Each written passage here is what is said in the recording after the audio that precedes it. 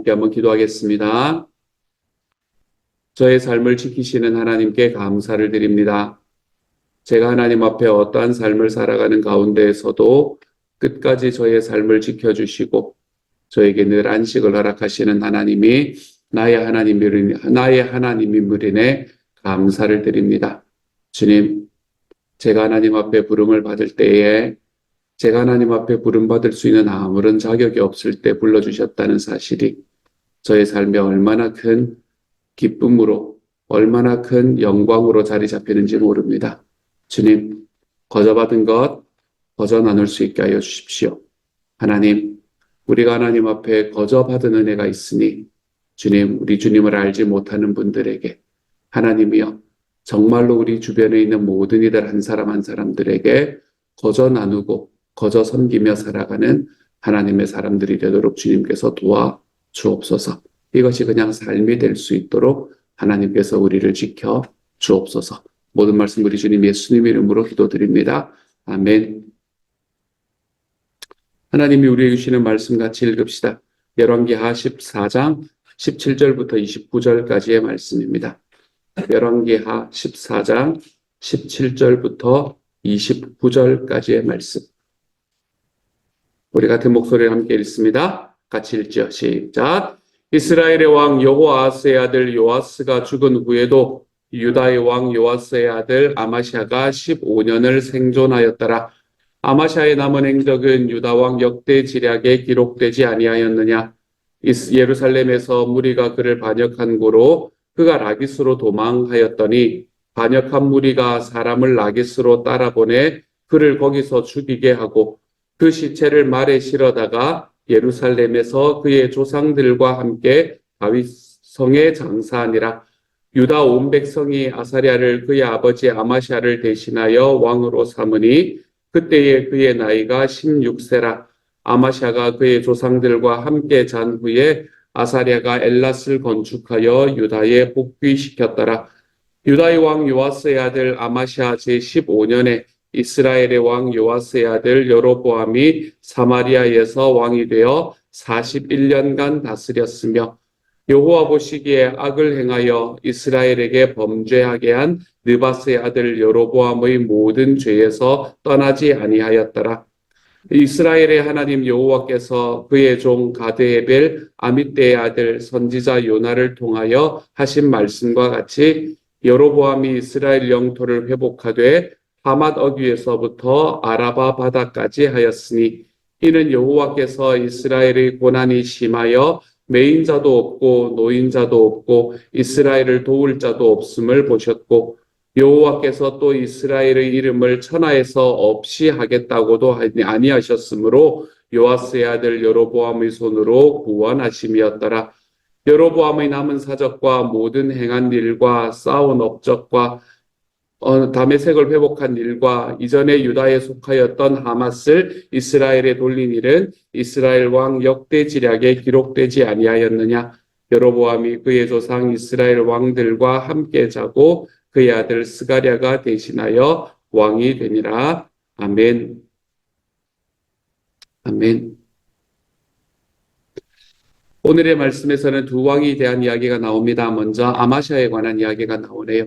이 아마샤라는 사람이 17절에 제일 첫 시작이 좀 애매하게 시작하지 않습니까? 이스라엘의 왕 여호아스의 아들 요아스가 죽은 후에도 유다의 왕 요아스의 아들 아마샤가 15년간을 생존하였다. 두 사람이 관계가 있는 것처럼 그렇게 이야기하지 않습니까? 그렇죠? 우리가 이제 어제의 말씀을 보면 이 두 사람의 관계가 어떠한가라는 걸 여러분이 대충 눈치채실 수 있을 겁니다. 먼저 이 아마샤라는 사람, 유다의 왕 아마샤라는 사람이 이제 전체 내용의 중심이 되는 사람인데요. 이 유다의 왕 아마샤라는 사람은 자기의 아버지였던 요아스만큼이나 하나님 앞에 정직했던 왕이었다라고 표현이 되는 그런 왕이었습니다. 말년을 보면은 별로 안 그랬을 것 같은데, 그런데 하나님 앞에 꽤나 정직했던 왕이었다라고 이야기합니다.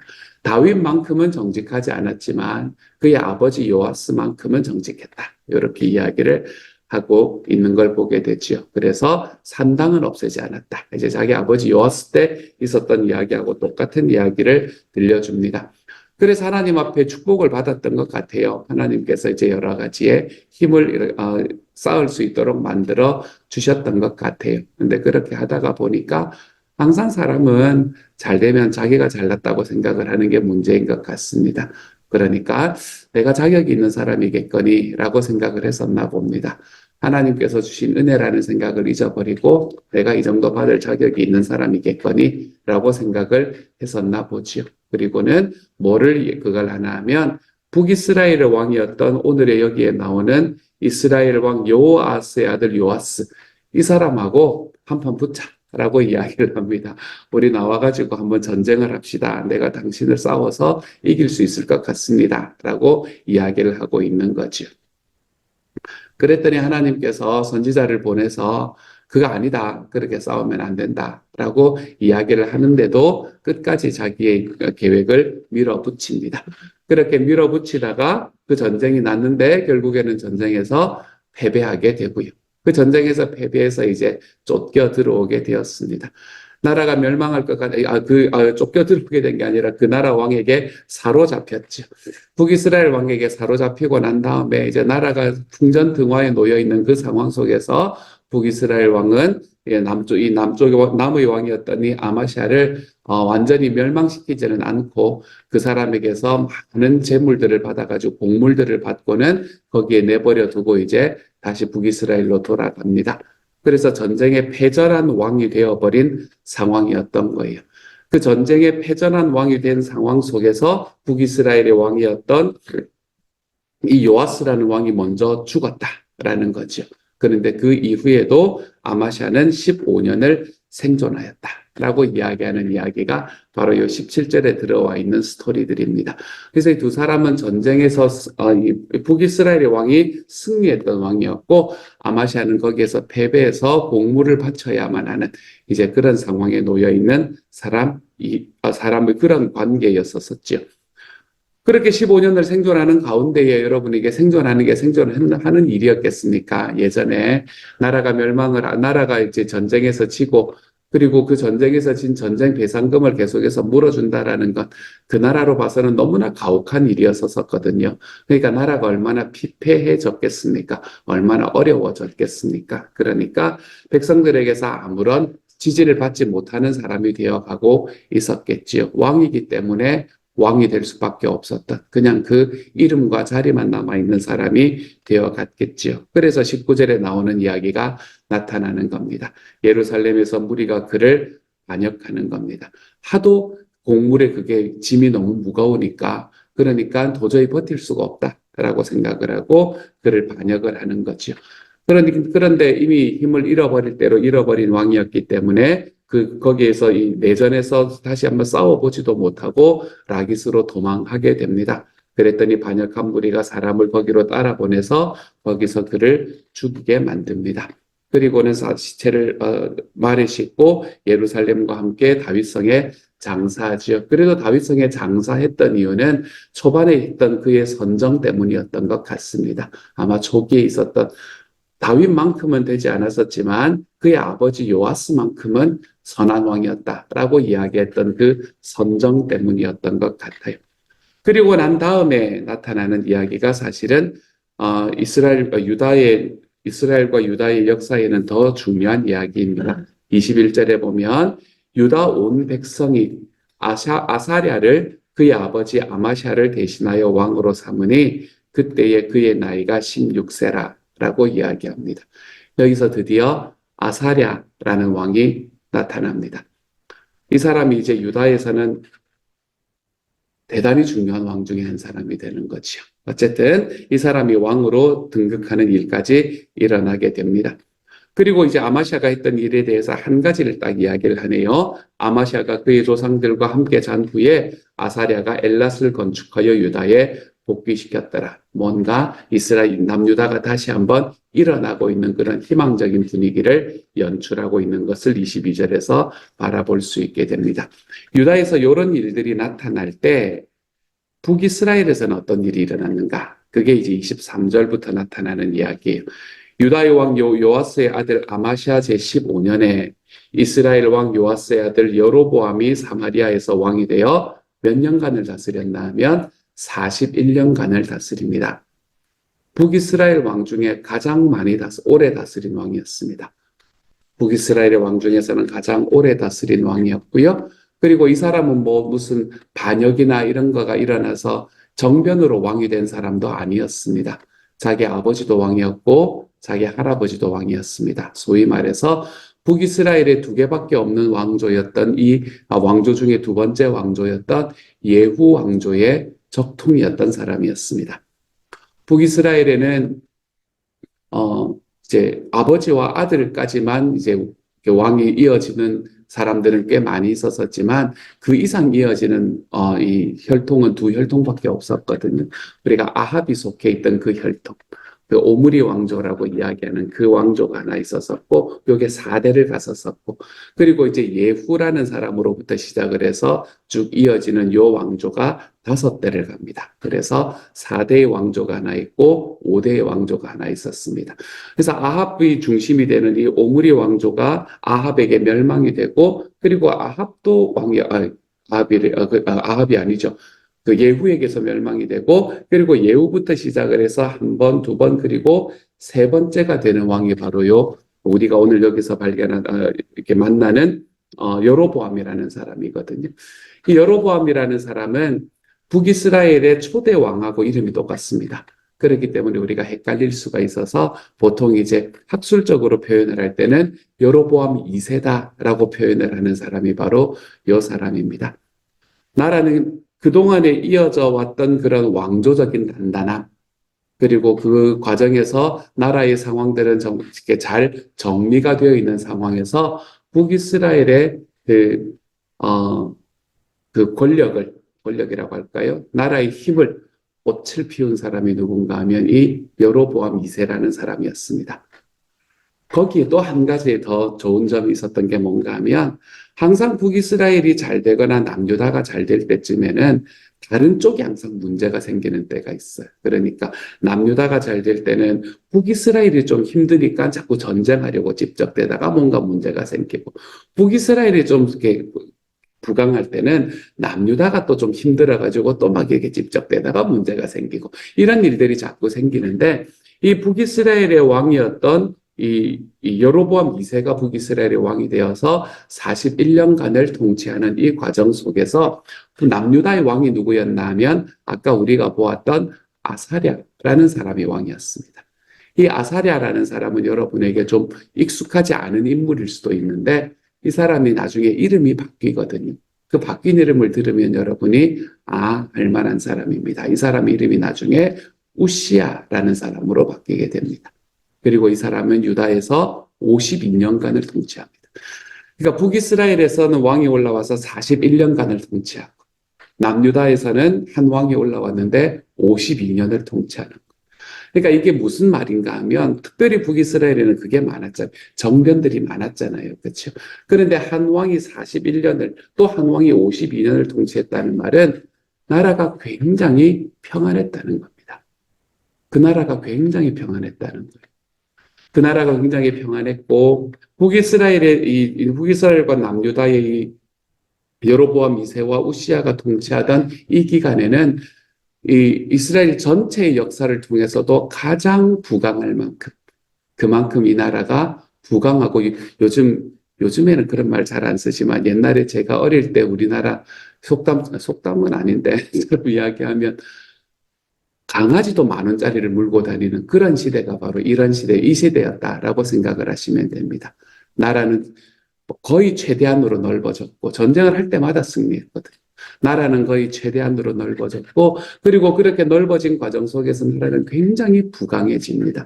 그때까지만 해도 농경들이 일어나는 과정 속에 이게 공부를 조금 더 깊이 하면 너무 재미있는 이야기들이 많은데, 이 농경 사회 속에서 그냥 자기가 이 농사를 지으면서 살아가던 그런 곳이 이제는 요때부터 시작을 해서 뭐가 일어나나 하면 대형 농업이 일어나기 시작합니다.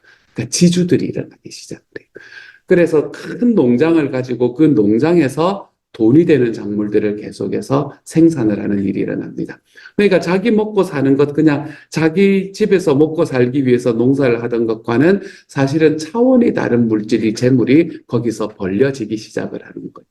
당시에 유다 지역에서 가장 많이 이 부가가치가 높았던 작물이 뭐였나 하면 포도하고 올리브였습니다.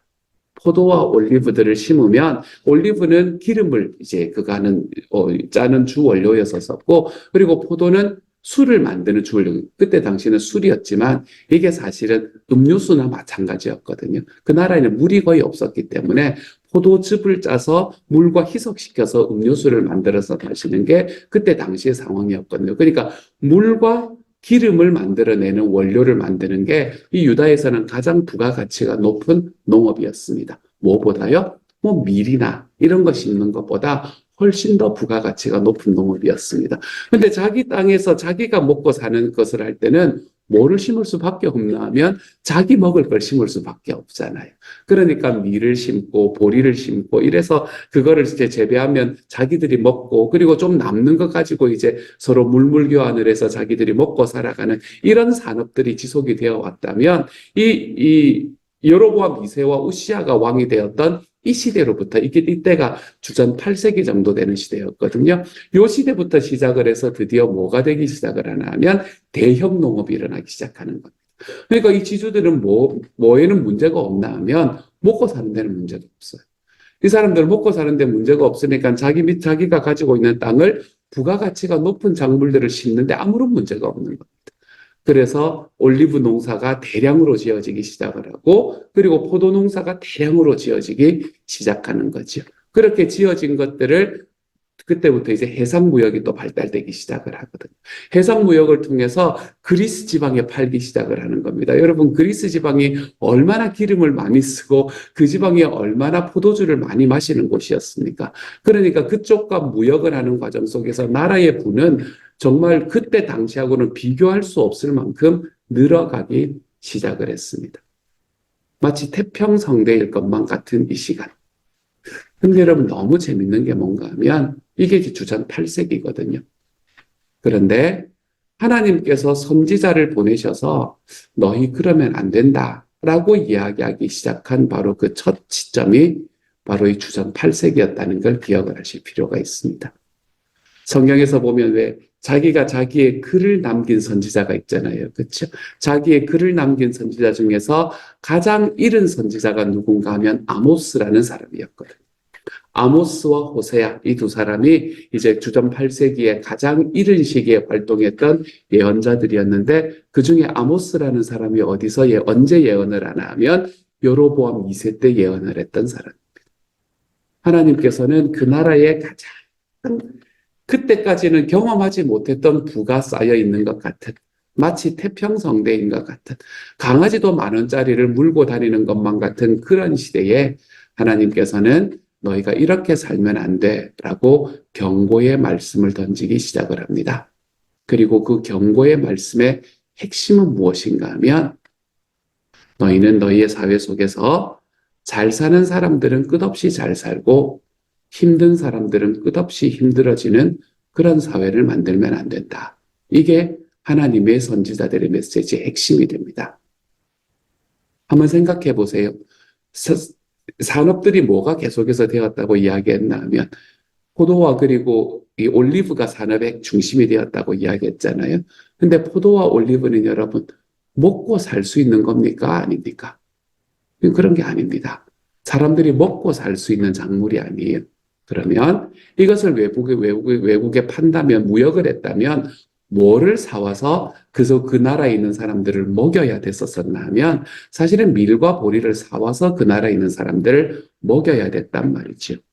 그런데 문제는 이 위정자들이, 소위 권세 있는 사람들이 그런 걸 안 사오는 겁니다.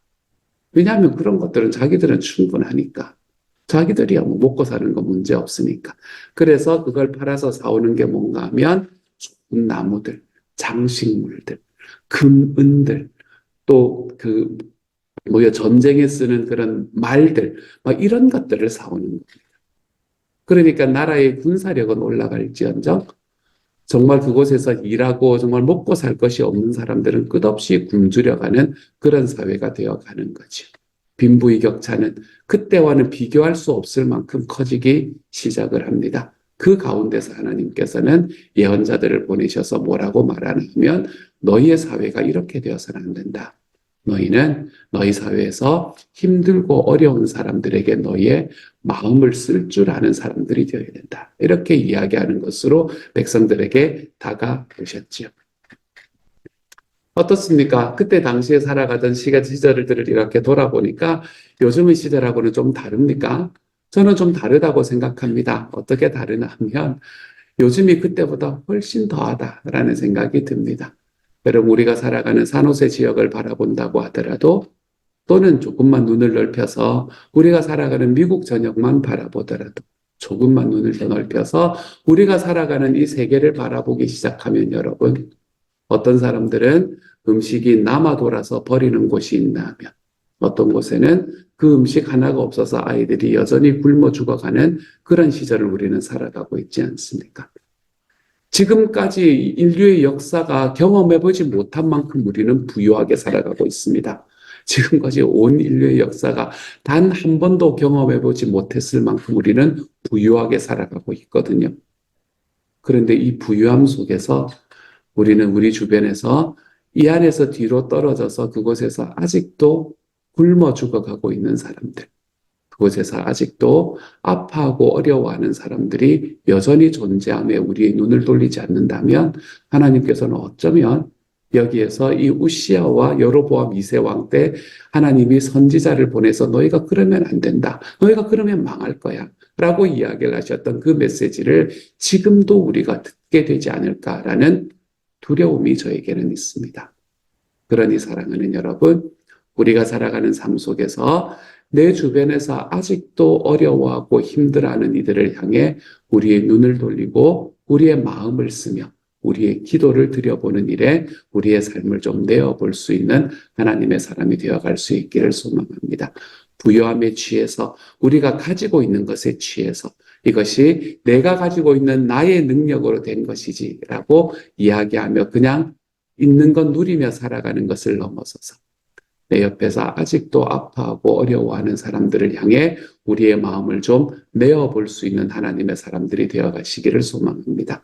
어제 말씀에서 말씀드렸듯이 우리가 하나님 앞에 구원을 거저 받은 거잖아요. 내가 자격이 있을 때가 아니라 은혜로 받은 구원이니 우리가 이것을 나와 함께 있는 사람들에게 특별히 지금 현재의 삶 속에서 물질적으로 또 심적으로 요즘에 심적으로 정서적으로 아파하는 사람들이 얼마나 많습니까? 그렇죠? 그런 분들에게 우리의 마음도 좀 주고 시간도 좀 주고 우리가 거저 받은 은혜 좀 거저 나누면서 하나님의 복음이 나를 통해서 우리 주님의 위로가 나를 통해서 우리 주님의 격려가 하나님의 자녀인 나를 통해서 좀 흘러가 볼 수 있는 하나님의 사람들이 되어갈 수 있기를 우리 주님의 이름으로 축복합니다. 같이 한번 기도하도록 하죠. 사랑하는 하나님, 북이스라엘과 남유다가 나누어지고 난 다음에 최전성기가 다가왔습니다. 북에서도 남에서도 정치적으로도 안정되고 경제적으로도 너무나 부강해지고 나라의 영토도 정말 한계까지 넓어졌던 하나님 이스라엘, 남북 이스라엘 전체를 통해서 가장 부강했던 시기를 우리는 맞이합니다. 그런데 이 시기에 하나님께서는 이스라엘에게 너희가 그렇게 살면 망한다 라고 이야기를 하십니다. 사랑하는 주님, 아파하는 사람들을 돌아보지 아니하고 내 주변에 하나님 정말 힘들고 어려워서 가슴을 치는 사람들을 돌아보지 않는 그 삶을 하나님께서는 원하시지 않는 것을 다시 한번 봅니다. 그러니 우리의 시간이, 우리의 시야가, 우리의 기도가 하나님이여 주님께서 나에게 거저 주신 은혜, 내가 거저 나누는데 하나님 정말 우리의 시간과 우리의 기도와 우리의 마음을 좀 들여볼 수 있는 하나님의 사람이 되게 하여 주옵소서. 그래서 섬김이 하나님 우리의 삶에는 그냥 삶의 일상이 되어가 볼 수 있는 하나님의 사람들이 다 될 수 있도록 주님 도와주옵소서. 모든 말씀 우리 주님 예수님 이름으로 기도드립니다. 아멘. 하늘에 계신 우리 아버지, 아버지의 이름을 거룩하게 하시며 아버지의 나라가 오게 하시며 아버지의 뜻이 하늘에서와 같이 땅에서도 이루어지게 하소서. 오늘 우리에게 일용할 양식을 주시고 우리가 우리에게 잘못한 사람을 용서하여 준 것 같이 우리 죄를 용서하여 주시고 우리를 시험에 빠지지 않게 하시고 악에서 구하소서. 나라와 권능과 영광이 영원히 아버지의 것입니다. 아멘.